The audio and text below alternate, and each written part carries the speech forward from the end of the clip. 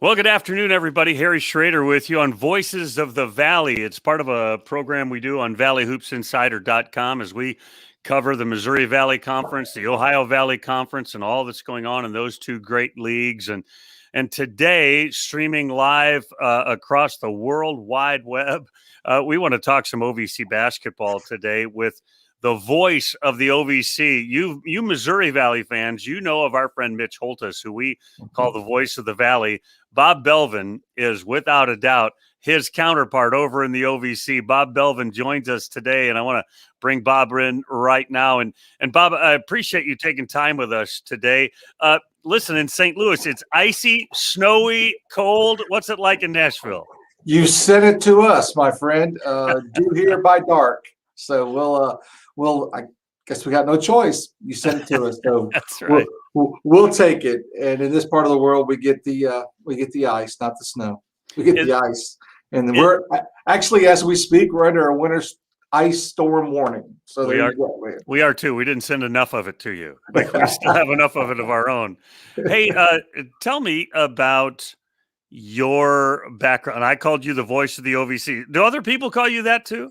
You're too kind. I guess when you stick around a while, you kind of get that moniker, right? You know, you've been around a while, but yeah, it's been a long time. Been involved with it for 30 plus years now, since I was an undergrad at Austin Peay. So, back and forth, being a part of the football package, and now just got my assignment actually from our good friend Kyle Swartz yesterday. Got my assignment from the OVC tournament. I'm going to bring one of those Missouri Valley guys down to the Ford Center to work with me. That would be Connor Onion. So we're going to bring the SIU guy down to the Ford Center, and then Helen Williams is going to come in from Atlanta, and we're going to do the tournament together. So unlike any others, right? It's kind of like the Masters theme as to what the tournaments will be like this year. Connor Onion is spectacular. He's a rising star in the business, no doubt. And then you'll teach him a few things, and he'll be better. Oh, I tell people I don't like being young and good looking and smart and talented like that. I just have a problem with those kind of guys. Helen too, for that matter, I might add. So looking forward to it. Yeah. Tell the people that are just gonna on our site. We've got a lot of Missouri Valley Conference fans and a lot of OVC fans. Tell our Missouri Valley people a little bit more about you. You mentioned you were at APSU and a home of Fly Williams, one of my favorite all-time basketball players. But tell us about you. Tell us your background. Yeah, I was a little beyond the Fly Williams there, so I'm kind of stuck in between the mid-'70s and the mid-'80s when I was there. If you want to try to put some chronology to it, but I was an undergrad, did my undergrad work at Austin Peay, and have been was part of the broadcast crew there. Worked with my dear friend Bill Herndon, who in the 1987 NCAA tournament with a big win over Illinois way back then. You know, those are some Lake Kelly teams at that point in time. That always brings a smile to folks in this part of the world. And had a chance to, after I finished my degree, just kind of work in the industry in and around the conference. And it had extensive background with high school athletics in this region, say Nashville, all the way to the Kentucky state line and parts in between. And it worked, throughout the Southeast United States in my quote real job. With charter. And so I've been here. It'll be 32 years next week. Wow. And it's almost been that long with the Ohio Valley Conference too. So I'm kind of the guy that kind of stuck around, hung around with it, enjoyed it quite a bit. And then really, really kicked in a couple of years. I worked with the Austin Peay broadcast off and on football and basketball. And then about 10 years ago, I got a call from who was then the associate commissioner of the Ohio Valley Conference, Brad Walker, who is now at the NBA G League. Brad called and said, "Hey, would you be interested in working with Kevin Ingram, formerly of 104.5 The Zone in Nashville, and be interested in doing our game of the week for high school football?" And of course, college football rather. And I was like, really? Yeah. How soon can I say yes, right? It really was that way. So once we got beyond that, working together 7 or 8 years. Kevin, meantime, has been the voice of the Belmont Bruins forever and is now taken on a new role as voice at Vanderbilt, actually. Right. And has left the morning show there in Nashville. And so we kind of football together, a lot of still day trip, most of those. So a lot are, 5:15, 5:30 Saturday mornings, which I think there ought to be a law against unless you get to do a college ball game, right? And so then it's okay. And then I branched over into basketball when the OVC put their game of the week or games of the season, so to speak, scheduled together. So I had a chance to do that, work with various different folks along the way. Ray Giacoletti, who I've just got great respect for, and maybe St. Louis will be able to play some more basketball here soon. We're hoping. Yeah, that's been a big problem with the SLU, and so he left me and went to work with Travis Ford, and I've had the opportunity to work with Tom Hodges, and then as we mentioned, Connor Runyon, and also Helen Williams, and so it's been a lot of fun there. So whenever the OVC calls, with all due respect, I say yes. And make it happen. And I'm blessed to have a career otherwise kind of allows me to do that too. So just thoroughly enjoy it. Oftentimes I'll get a call mid-season from Austin P. Hey, can you do a couple baseball games? Love it. 3 weeks ago, I got a call from Tennessee Tech that said, hey, we've got a COVID issue with our broadcast crew with Dylan Vanazzo, and I went to Tech and played, worked a couple double headers there. So it's been a lot of fun. And the other element is all three of my children are almost grown. I've got my last one. It's a senior at Tennessee Tech, and they've all gone to OVC schools. So it's just kind of in my blood. It's kind of really odd situation, but I just love the conference and all it stands for. And they just keep getting, incrementally better year over year, be it football and particularly basketball.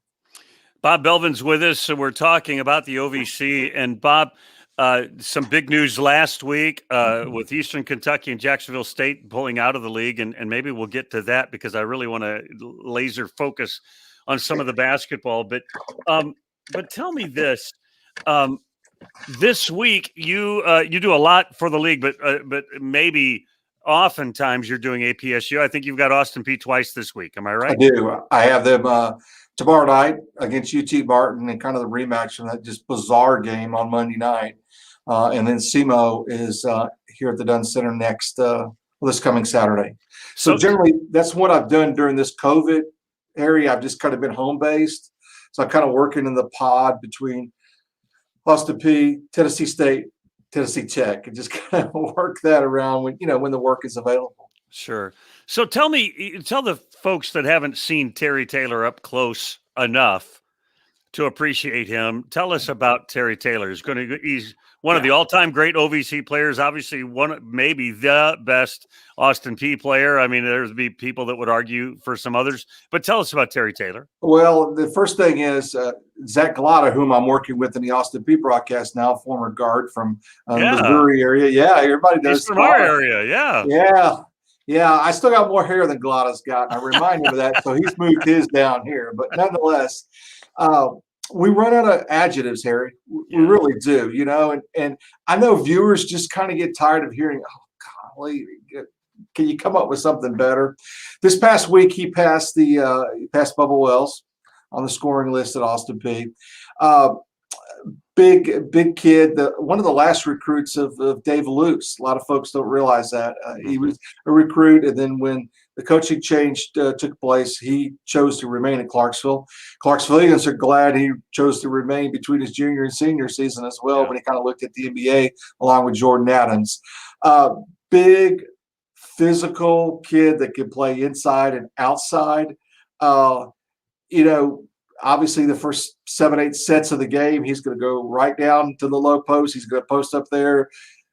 Seemingly in this league, you can double him. You can try, different looks, triangle it too. You can try and deny him the lane. That's not really worked well as well. And then oftentimes, one of the neat traits that I really like about him is, and it's funny because you scout teams. Coaches have their scouting assignments on those other teams, but he'll hit 2 or 3 threes a game, it seems like, by just being the trail guy down the floor. So you'll have 9 down the floor, and here comes Terry and got great guard play at Austin P this year, and they'll just dish him back out, and he'll just hit 25-footer, no problem at all. Sometimes it's even a set shot. And then, of course, there's the bank shot 3-pointer to win at EIU a couple of weeks ago. And, like it or not, some of us just shrug it off like, okay, yeah, just another notch. But I talk to a lot of people around the league, and it's almost blasé, if you will, to come and say, "What do you think? You think he can play in the league? You think he can play in the league?" And everybody's going to say, "Well, sure he will." But I've actually talked to some people that I can name and I won't name, but they say absolutely he is NBA material. He's the kind of look that they want. He's the big, strong guy. Again, he can put it on the floor and play at the three, play a little bit, on the wing. And I just really am hopeful that he does exactly that. He hits in that NBA career. It's just hard to describe him without glowing terms and without a new adjective, as I always brag about. I've talked to him a handful of times. Just a great young man, soft-spoken, not all about himself. I mean, he's about the right kinds of things. And he was, I think when he was a freshman, he was like 6'7", 6'8", because they thought he was that guy, but he's probably more like 6'5". But sure. But he has been this amazing rebounder as well as a scorer. And I think that outside shooting has come along in the latter portions of his career. Live broadcast. Here we are. We're getting the phones and everything. It just proves we're live. That's right.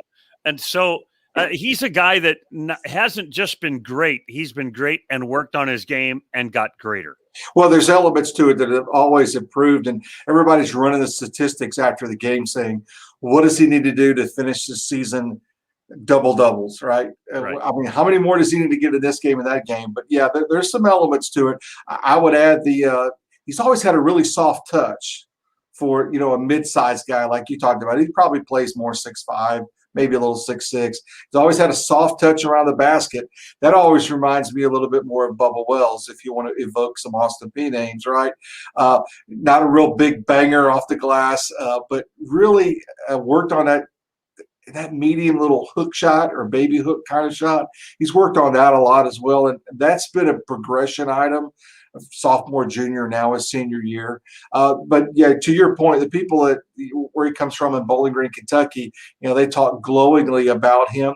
I also actually do as AAU coach who actually works with me. It's kind of a neat little network there. And he, there's a whole bevy of folks that just watch the Austin Peay broadcast, as you will see time and time again. Particularly now on ESPN Plus. So Kentucky basketball is not all that good right now. So they're kind of latching on to Terry Taylor. Well, they ought to.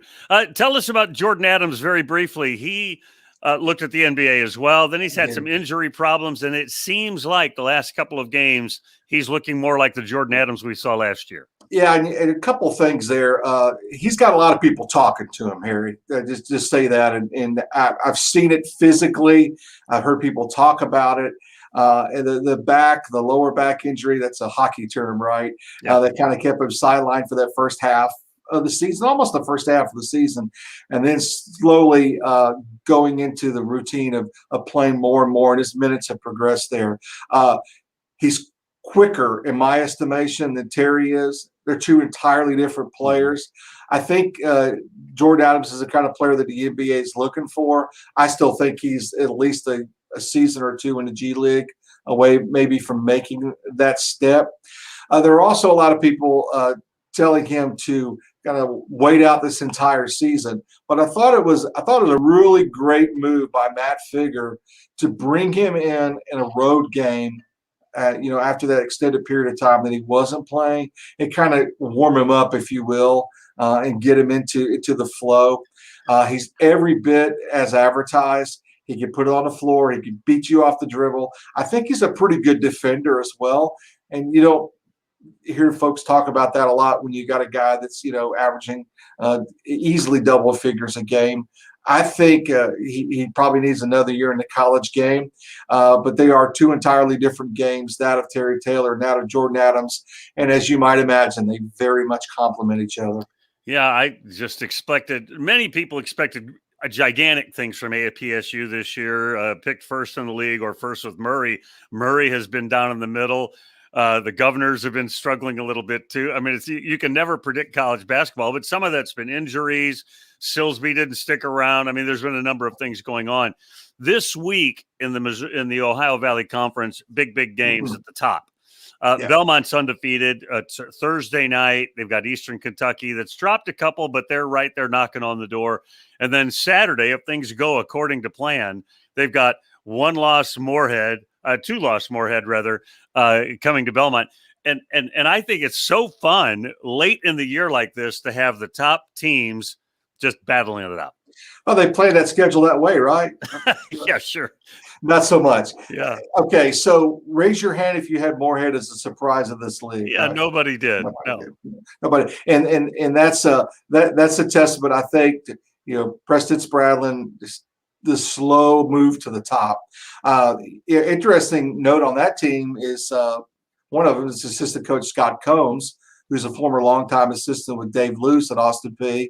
And then Scott went to Martin Methodist here in lower middle Tennessee and had a great run there, and then went on Preston's staff at Morehead 2 seasons ago. Johnny Brown is the one that everybody's kind of talking about at Morehead. Kind of emerged from nowhere. Broom rather kind of emerged from nowhere, if that's the case. And there's just frankly a lot of no-name kind of players on this Morehead team.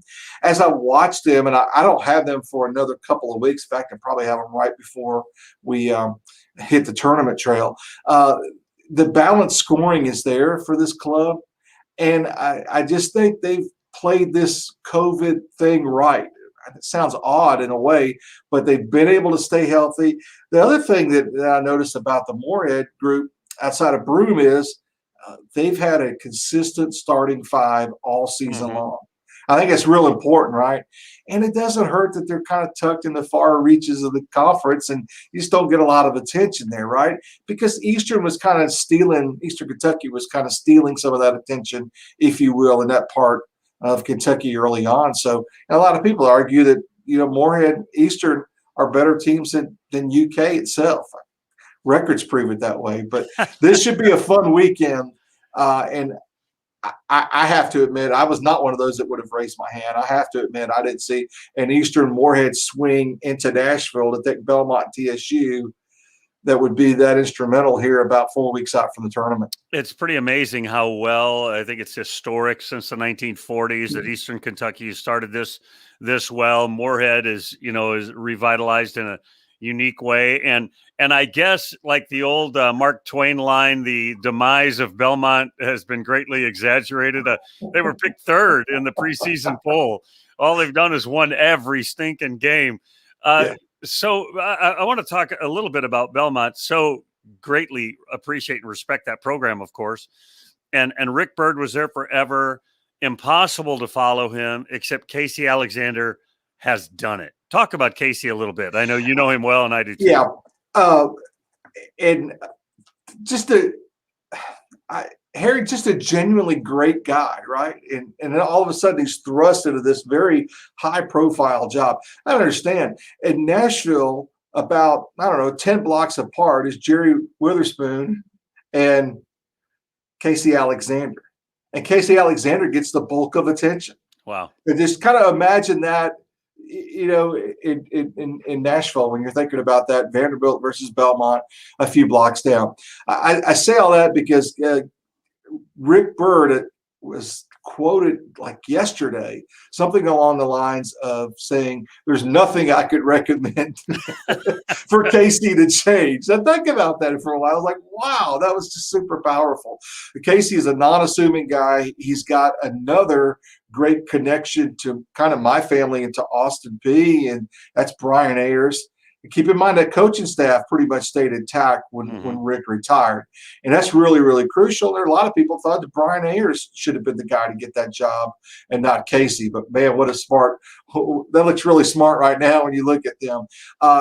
He is a great floor tactician, and he's just got the right pieces on the – in my estimation, in the front court, of course, in the back court, and he's got great wings, great forwards, if you will, threes. And, you got one superb player at each of those three spots on the floor, and you got a system that you just kind of feed these players into, and you recruit to that system. And yes, It's a system. We all have those great debates, right? About, oh, he's a system player. Well, let me tell you something. You got to have talent at the end of the day, and he's been able to do that with primarily with these two recruits. I think Jacoby Wood being the biggest piece of that, the guard out of Cleveland, Tennessee.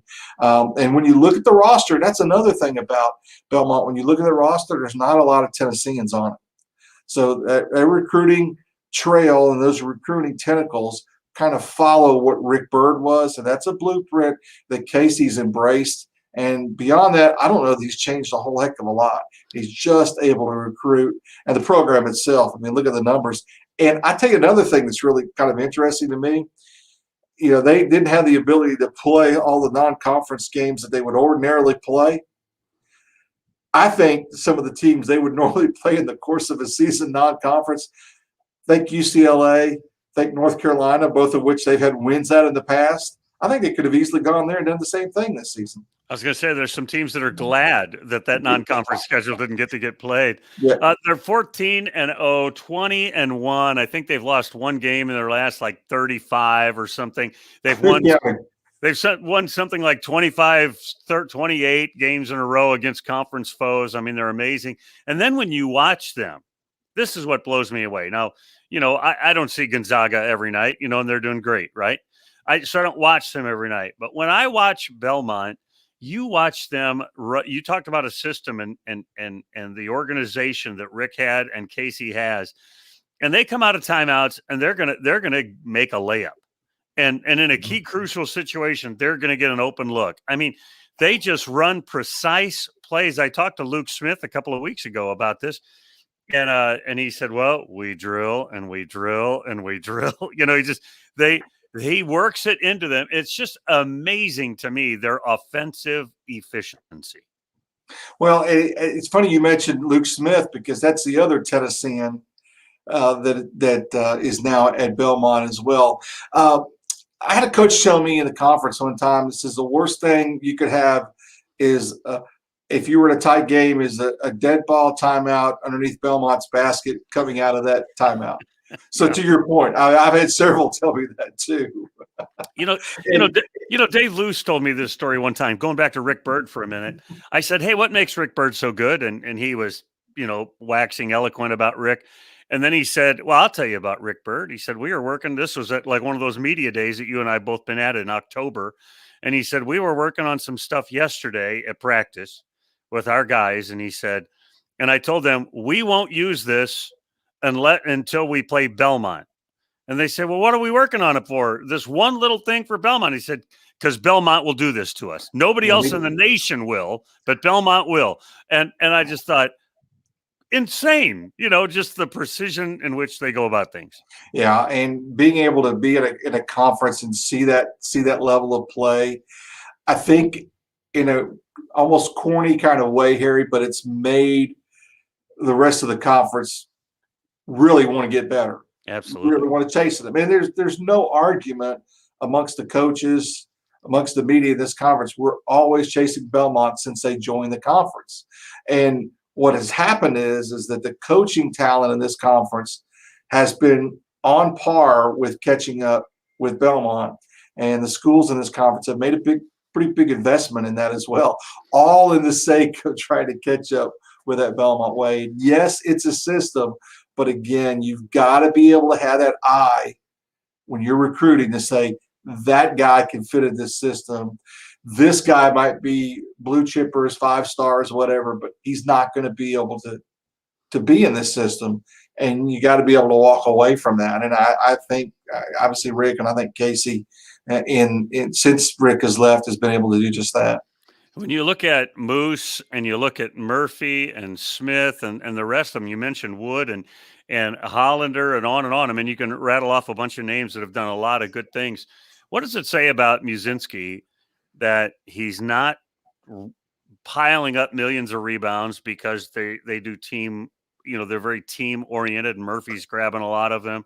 He is settling, for fewer points and has actually expanded his passing game this year. I mean, it's a culture of team first, as well as Mazinski has really embraced it and leads it. You like that saying, that age-old saying, he gets it? Yeah. That's Moose, right? That's Mazinski right there. And that's also coaching, Harry, in my opinion. It's making a kid that's big and huge and can dominate the game. It's making them understand, hey, there's something a little bit better later on down the road if you'll just fit in this system. And again, it goes back to the recruiting element of it too. But yeah, he's been pretty solid. And when you look at him, you watch him walk out of the locker room, and then you look at his numbers. I just kind of posted them up just for reference. 5.4 rebounds per game. Guy ought to be snatching 10 or 12, right? Mm-hmm. He ought to be the double-double that we talked about Terry Taylor being in this conference. But when it gets tight, when we get to Evansville, it's nice to have a guy like that on the floor. And you might see him maybe take over a little bit more at that point in time. You might see him be featured a little bit more, if you will. We saw that last year at the tournament. I mean, in certain moments and in some of those great battles, all of a sudden, we better go to Moose, but they have so much talent. And as you mentioned, I think it's such a key thing that you mentioned, that they recruit the kind of not player, but person that's going to work in that Belmont system. Again, I mentioned I've known some of that staff for a long time, and I'll watch fans, or you might see them at a gym. I know I've seen Brian Ayers at a lot of high school gyms, and people are running up to him, hey, you need to look at X. You need to look at Y, right? It happens all the time, right? And he respectfully says, yeah, thank you. And then at some point in time, I'll see him somewhere, and I'll say, what do you think about it? It's like, not our guy, not our system, And hey, when you're 20-0, 21-0, whatever it is, it's working for you. So to have that kind of thing, and whereas you'll see a lot of other D1 coaches, if you will, in that same gym looking at X, and they're elbowing each other, or they're making sure mom and dad sees them, or they're doing that thing, right? But it's a little different when it comes to Belmont. So give us a little bit on the weekend. It's at Belmont. You have to assume Belmont's going to sweep these two games because you just expect them to win all the time. But what does Morehead have to do to be able to, or even Eastern on Thursday night, be able to dig in against these guys? Here's a big fun statistic for you. By the way, the weekend wasn't really good at the Super Bowl, so let's talk about this weekend. Who cares? The point there, this is one of those crazy stats, Harry, but let's just look at let's snapshot Morehead Belmont right now, start Saturday and work our way back to Tuesday. Morehead's scoring differential is 5 points a game, +5. Are you ready for this? +18 scoring margin for Belmont, +18. That's huge. Yeah, that's huge. That speaks to their dominance in the conference. So, yeah, I'm going to use a classic commentator comment. I think Morehead has to make it a low-scoring game. I really do. Belmont traditionally has those big surges into the first half where you'll be a back-and-forth 8-point game, and all of a sudden you go to halftime, you're down 13. Those kinds of things. I think that's where Morehead. I think that's where Morehead's got to be. They got to use a lot of clock. They cannot get into the up and down of the floor with Belmont. I think Eastern Kentucky, they're going to go up and down. They're going to. Yeah. Hey, they got it on their jerseys. 40 minutes. 40 right. minutes of. I don't quite remember exactly what it is. I think it's the most entertaining minutes. Most entertaining 40 minutes. Yeah. I personally think, personnel-wise, Eastern Kentucky can match up better with them than Morehead can. I just think Nate Green at Eastern Kentucky has been outstanding. I had him a couple of weeks ago, actually start the new year, and he just lit Austin Peay up. And Austin Peay has an inability to guard very good guards on the opponent's side. A little different with Belmont. I mean, they can put Murphy out there against them. They can put Wood. And they can do some combinations there where they can give up some points if they get better defensive play from their guard to limit a guy like Ben Shepard plays good defense. I mean, they can do it.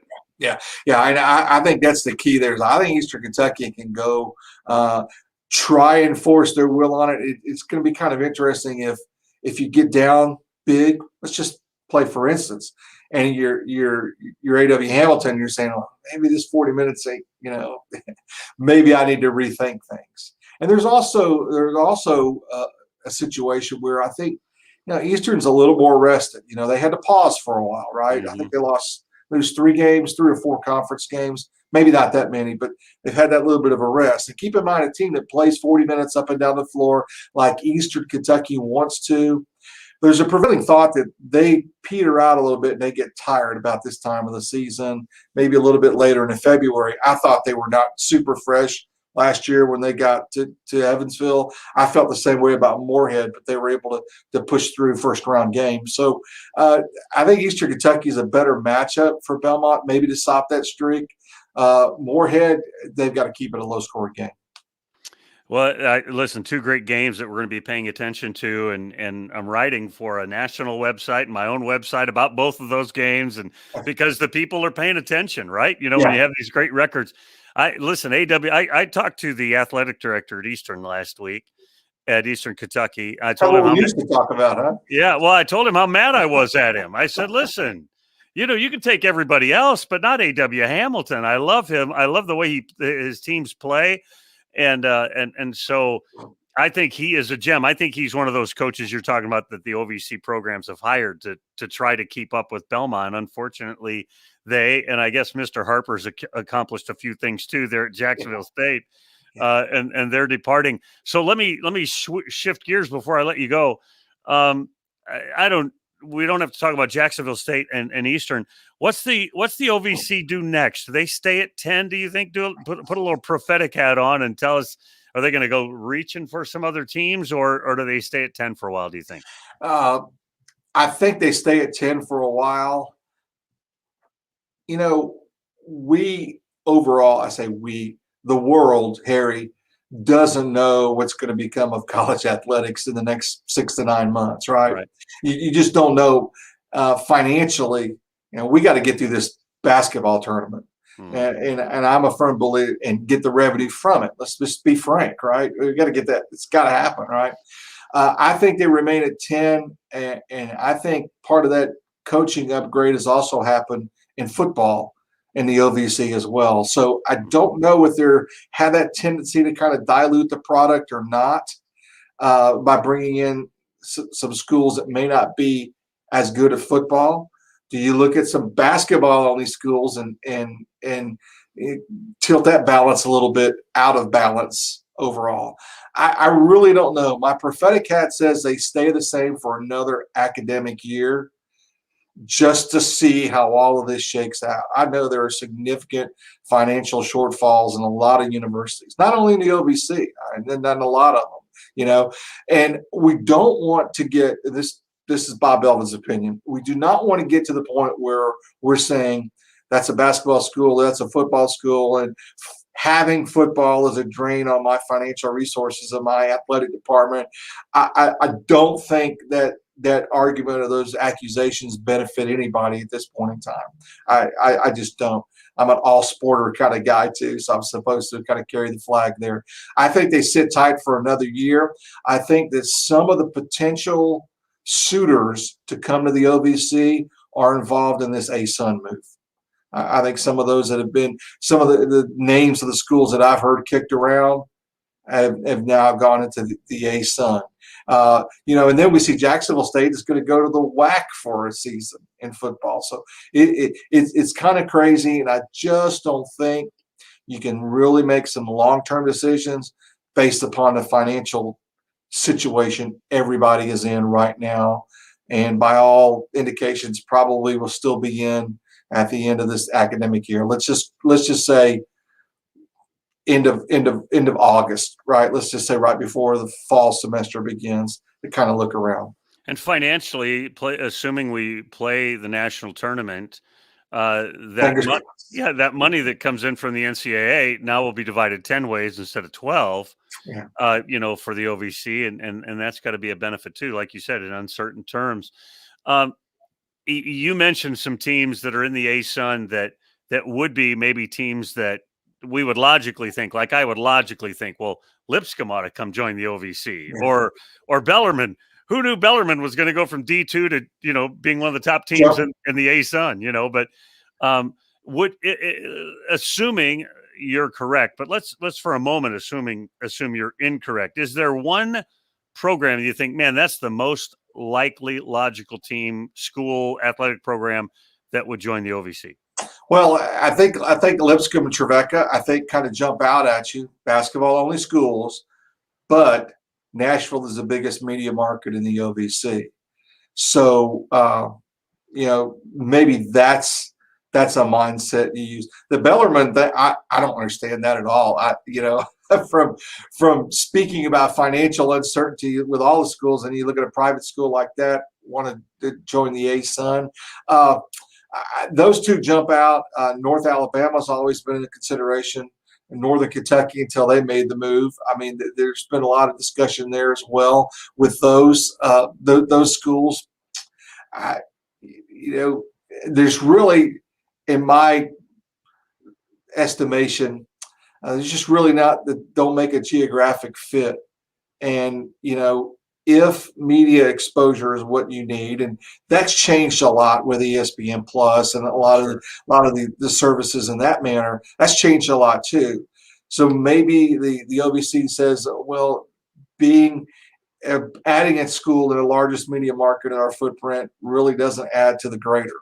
Maybe that's those would be Lipscomb, Trevecca. Those are kind of jump out as always been. What do they always say about coaches have a standby list, or athletic directors have a list of four? I think those two schools have always been on the list. Well, then the irony is that you literally will have three schools within, 8 miles of each other. If you thought about Trevecca, Lipscomb, and Tennessee State, for example, that's kind of weird too. Yeah. Yeah, I mean that's an odd blend too. So it's and they're not football schools. So do you trend to that and then go to a new divisional format and create some things there? There's a lot to be talked about, but I don't think it's going to happen for a good while right now. Bob Belvin will be on the APSU broadcast Thursday and Saturday in the OVC, and then you'll be able to catch him again for sure at the OVC tournament. Every time I talk to Beth DeBosch, I say, listen, the Missouri Valley tournament, the OVC tournament are the same weekend. Can we not separate them just for Harry's sake? But she doesn't listen to me. Yeah. Well, I make sure that I stay on her good side, so you continue. It really does make it tough. It really does make it tough for those journalists like you that are right on the fringe between the two. And you've done so much to support the OVC. So for that, I want to say thanks. Maybe we can actually get together at Media Day this coming season. Maybe there will be one. And it won't be the walk between the DoubleTree and the Ford Center for you and I to finally meet and sit down and do some really fun things, because that's that's clearly your time of year, getting ready for basketball. So I will say something to her about that, but remember, it won't go far. Nah, it won't. Yeah. The OVC and 2 or 3 other conferences were the only ones that finished their tournament last season before everything was canceled. So I tell everybody the last normal sports thing I did was the MVC tournament, which is the same weekend as the OVC tournament. And I remember you guys probably had the same conversations. We're all sitting around and starting to hear the news, and everybody's like saying, are we supposed to wear masks, or is something going to happen? And then 2 weeks later, the whole nation was shut down. It's so surreal. It did not take long. And everybody I talked to has a story, right? I wish we could really compile all of them. I mean, there's some folks that I've just got some incredible stories. If you really want to hear some good ones, listen to Tim Brando doing the Big East tournament at halftime and walking out, things like that. We've all really got some really cool stories. I'm grateful. We got it in last year. This year is going to be, you just got to get there, right? Absolutely. Just got to get there.